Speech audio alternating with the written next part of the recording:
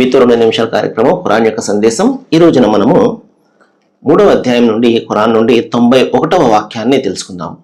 దైవం ఇక్కడ తెలియపరుస్తున్నాడు. అదేంటంటే, ఎవరు అవిశ్వాసం అవలంబించి అవిశ్వాస స్థితిలోనే అసూలు బాస్తారో వారిలో ఎవరైనా తమకు తాము శిక్ష నుండి కాపాడుకోవడానికి ఈ భూమినంత బంగారం నింపి పరిహారంగా ఇచ్చినా స్వీకరించబడదు అనే విషయం నిశ్చయం.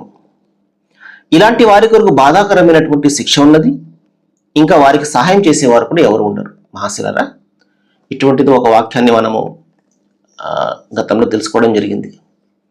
పాపాన్ని సంపాదించి పాపజాలంలోనే ఇరుక్కుపోయేవారు, అందులోనే ఉండేవారు ఇంకా నరకవాసులు అన్న ఒక వాక్యాన్ని మనం తెలుసుకున్నాము.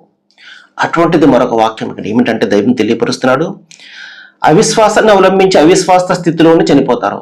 అవిశ్వాసం అంటే ఏమిటి, అదే విశ్వాసం అంటే ఏమిటి? మహాశిలారా, విశ్వాసము చాలా రకాలైనటువంటి విశ్వాసాలు ఉంటాయి. అయితే దైవానికి సంబంధించినటువంటి ఒక విశ్వాసం ఏమిటంటే, ఈ సృష్టికి కర్త ఒక్కడే, ఏకేశ్వరుడే, ఆయన తప్ప మరొకరు ఆరాధనకు అర్హుడు కారు. అదేవిధంగా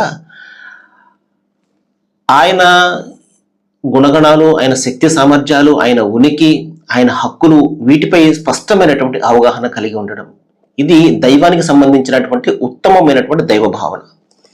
దీనికి విరుద్ధంగా ఉన్నటువంటి అన్నీ కూడా అవిశ్వాసాలు. విశ్వాసము అవిశ్వాసము రెండే దైవం వద్ద వర్గాలు ఉన్నాయి ఈ ప్రపంచంలో. అంటే విశ్వాసం అంటే మంచివారు అనుకోండి, అవిశ్వాసం అంటే చెడ్డవారు అనుకోండి. విశ్వాసంలో దైవానికి సంబంధించినటువంటి విశ్వాసం ఇప్పుడు మనం తెలుసుకున్నాం. ఈ సృష్టికి కర్త ఒక్కడే, ఏకేశ్వరుడే అని చెప్పేసి.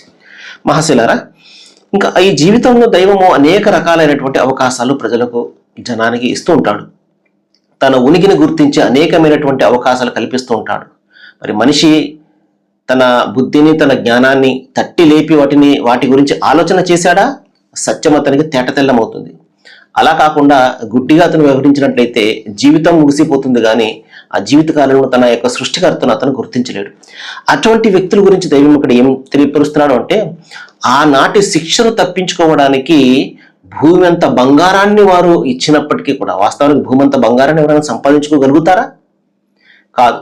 ఆ టాప్ లెవెల్కి, ఆ మ్యాక్సిమం లెవెల్కి దైవం చెప్తున్నాడు, మీరు భూమంత బంగారాన్ని సంపాదించుకుని అది పరిహారంగా ఇవ్వడానికి ప్రయత్నం చేసిన, వాస్తవానికి ఇక్కడ సంపాదించింది ఇక్కడే వారసులకు వెళ్ళిపోతుంది, మన వంటి ఏది కూడా రాదు. అయినప్పటికీ కూడా మీరు దాన్ని ఒకవేళ తీసుకుని వచ్చి ఇవ్వాలని ప్రయత్నం చేసినా అది స్వీకరించబడదు. మహాశిలారా, ఎందుకు చెప్పండి? ఈ తాపత్రయం ఎందుకు చెప్పండి?